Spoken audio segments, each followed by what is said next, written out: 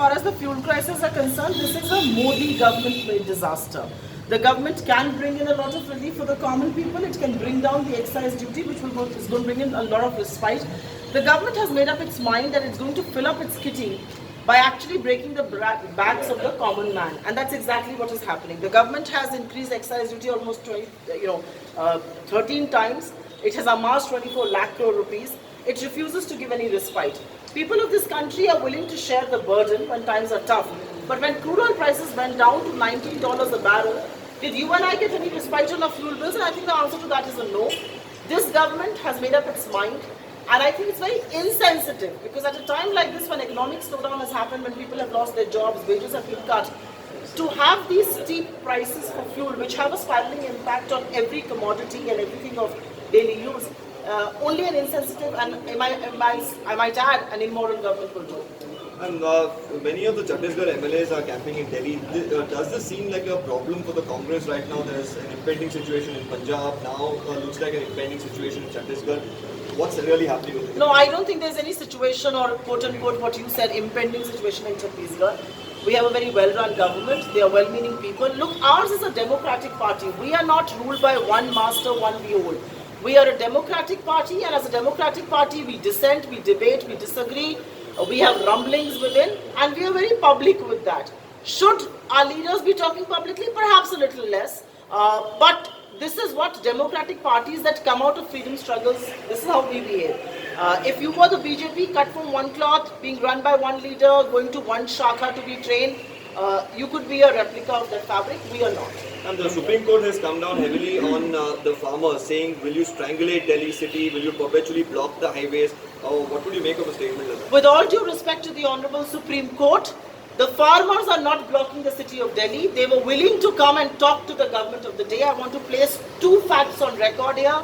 The farmers have been forced to sit on the borders of Delhi because Mr. Modi and Amit Shah and the Khattar government in Haryana dug up roads and national highways, which is a legal offence under the law of the land.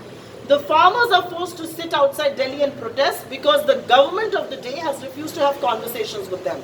It's been 11 months of protests. 700 farmers have been martyred. Not a word from the Prime Minister. In the last 10 months alone, in fact, the last 9 months, not one reach out made to go and speak to the farmers. Telling the media we are ready to talk is not how talks can happen between a protesting lot and the government. You have to send out the invite.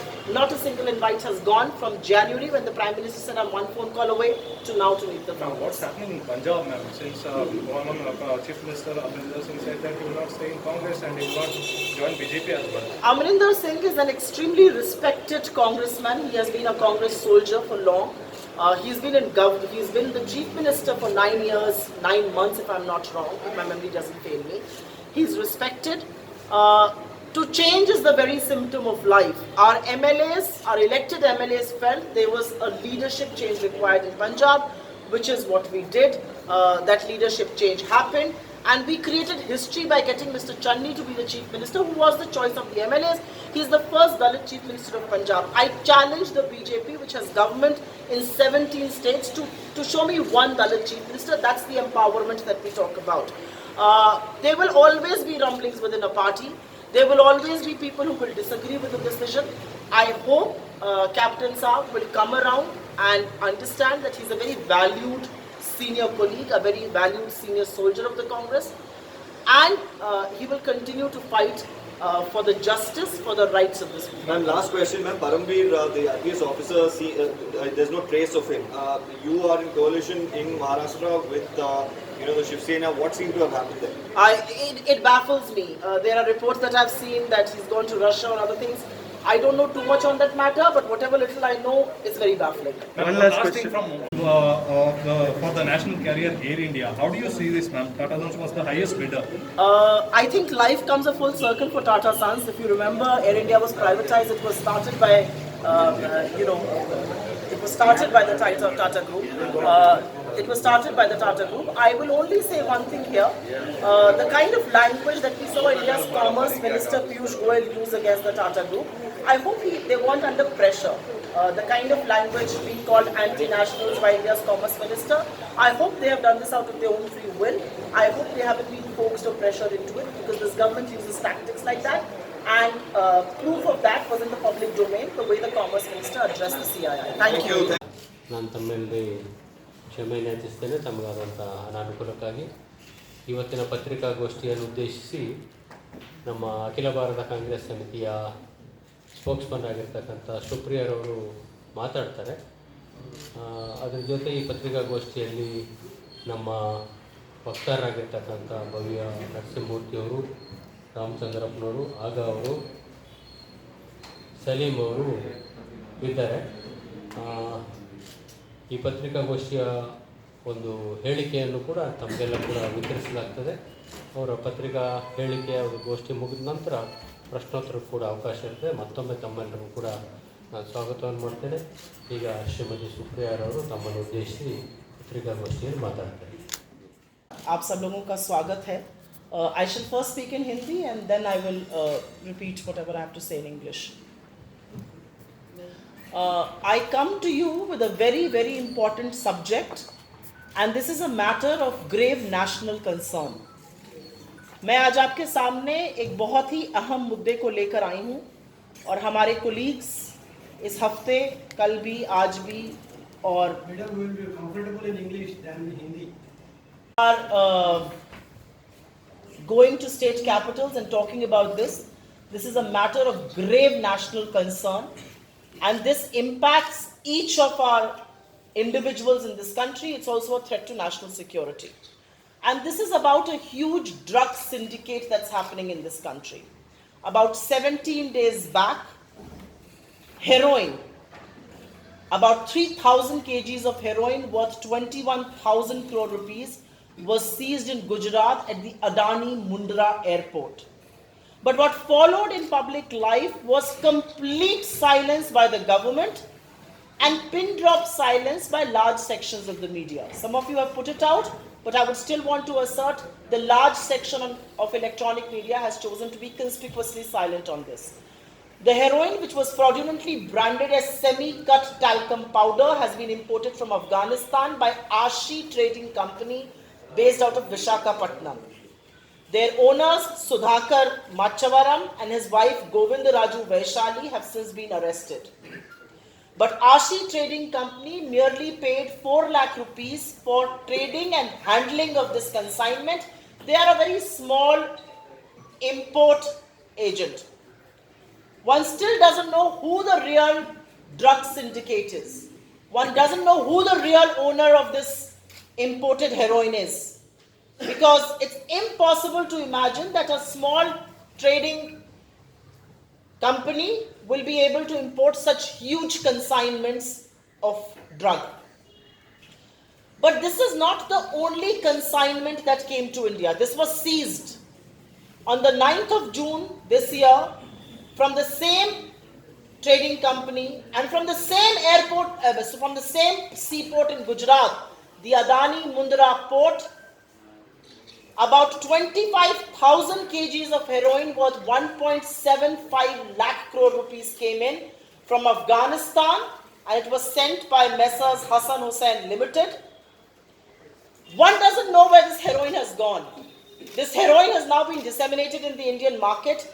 This has endangered the future of our youth. And instead of getting the 14 crore jobs which our youth should have got in the last 7 years as promised by the Modi government, what they have been instead given is this white powder. What they have instead been given is this heroin. Have you heard of any debates on national primetime television? I do at least 3 to 4 shows a day. I have not heard of any debate on this. Have you seen the outrage in media, outrage by the government? Not at all. If you remember, earlier this year and sometime last year, there was massive outrage in the media, and rightly so, when 2 grams of drug was found in Bollywood. All the A-listers of Bollywood, top actresses, directors, the entire industry was put in the dock, named, shamed, brazenly accused, without proof of being drug peddlers.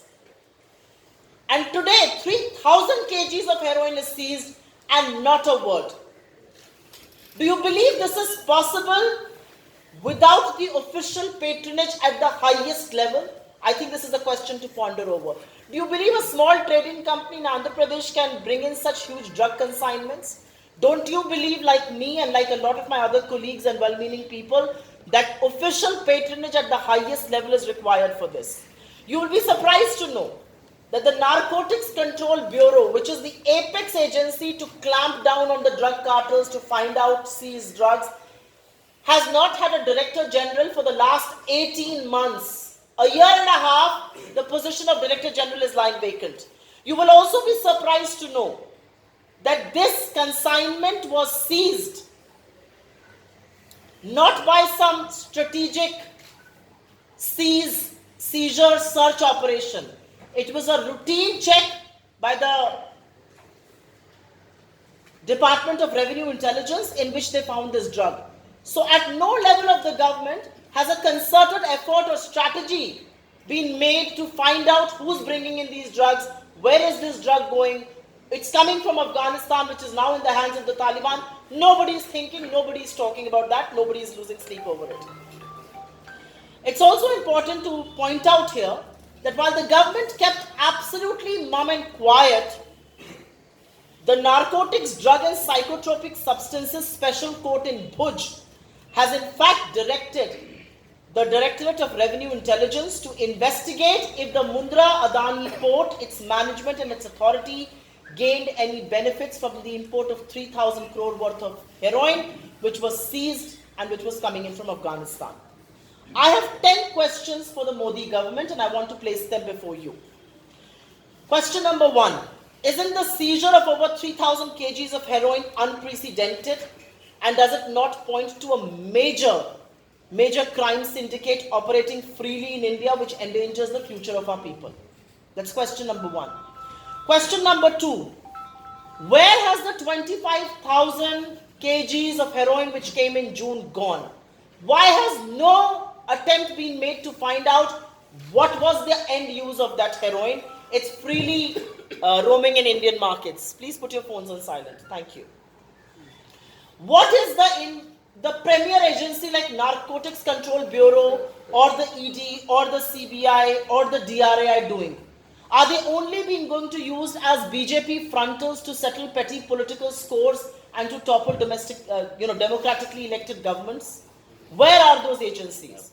Question number 4. Does this not threaten our national security given this drug is actually being coming from Afghanistan, which is now in the hands of a very dangerous Taliban which is not sympathetic to you?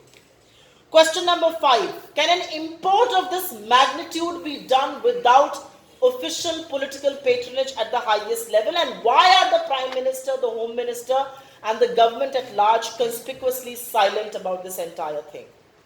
Question number 6, and this is an important question. Why has the Adani Mundra airport not been investigated into? They have only issued a statement saying we don't police, we do not know what comes. But now that one of the special courts, a Bhuj court, had said we want to find out whether they profited from this import, why have they not been investigated into? Why has no probe happened? And why has Gujarat become the entry point, the inroad in the last few years, the preferred inroad for drugs being imported into India? Question number 7. Has the Adani Group, which owns and operates the Mundra port, profited from this import, like I said, as pointed out by the court? Question number 8. Why is the post of a full-time Director General of Narcotics Control Bureau lying vacant after 18 months? It's a very important position. Why is it lying vacant? Why have the Prime Minister and Modi government failed to ensure India's national security? And last but not the least, why must there be no probe under the supervision of a sitting Supreme Court judge into the matter which is of a great national security and which puts the future of an entire generation in jeopardy? We demand a full inquiry by a sitting Supreme Court judge so that the real identity of the real perpetrators of this crime is unmasked and the real guilty are brought to book. Let's make a small statement in Hindi. जो मुंद्रा के Adani port पर गुजरात में 3,000 kilo की heroin आई जिसका दाम करीब 21,000 करोड़ था, और उसके पहले ये तो पकड़ी गई, उसके पहले जून में करीब 25,000 किलो की हेरोइन आई थी और ये करीब 1,75,000 करोड़ की थी. किसी को नहीं पता वो कहाँ गई. हम सरकार से पूछना चाहते हैं आप क्या कर रहे हैं? आज पूरी की पूरी सरकार शांत क्यों बैठी हुई है? मेरा पहला सवाल सरकार से है कि क्या यह राष्ट्रीय सुरक्षा का मुद्दा नहीं है? 25,000 किलो की हेरोइन कहां गई, क्या आप पता नहीं करना चाहते हैं? क्या नारकोटिक्स कंट्रोल ब्यूरो, ईडी और सीबीआई और डीआरआई का काम सिर्फ विपक्ष को डराना धमकाना है? आपकी क्या जिम्मेदारी है आज की तारीख में? क्या ये नेशनल सिक्योरिटी, राष्ट्रीय सुरक्षा के लिए खतरा नहीं है? ये अफगानिस्तान के रास्ते से आ रही है जो अब तालिबान के हाथों में है। क्या इतना बड़ा इंपोर्ट सरकार में बिना संरक्षण के हो सकता है? क्या मुंद्रा पोर्ट की इसमें इन्वेस्टिगेशन, अदानी मुंद्रा पोर्ट का इसमें इन्वेस्टिगेशन होगा, उनकी जांच होगी? एक भुज के कोर्ट ने पूछा है कि क्या अदानी मुंद्रा पोर्ट को इससे फायदा मुनाफा हुआ, उसके बारे में जानकारी कब आएगी? आज भी डायरेक्टर जनरल, महानिदेशक की जो पोजीशन है नारकोटिक्स कंट्रोल ब्यूरो में, वो खाली क्यों पड़ी 18 महीने बाद? आज भी प्रधानमंत्री और गृह मंत्री के मुंह से एक शब्द भी क्यों नहीं निकला है? और अंत में क्या इस पूरे मामले की उच्चतम न्यायालय के न्यायाधीश के देखरेख में जांच नहीं होनी चाहिए? क्या भारत के युवाओं जिनको नौकरी देने का वादा किया गया था, उनको इस एडिक्शन, उनको नशे की तरफ झोंका नहीं जा रहा है? हमारी मांग है कि सुप्रीम कोर्ट जज के संरक्षण में, उनकी देखरेख में इस पूरे मामले की तफ्तीश होनी चाहिए और जो वाकई में इसके लिए जिम्मेदार हैं, उनको कड़ी से कड़ी सजा मिलनी चाहिए।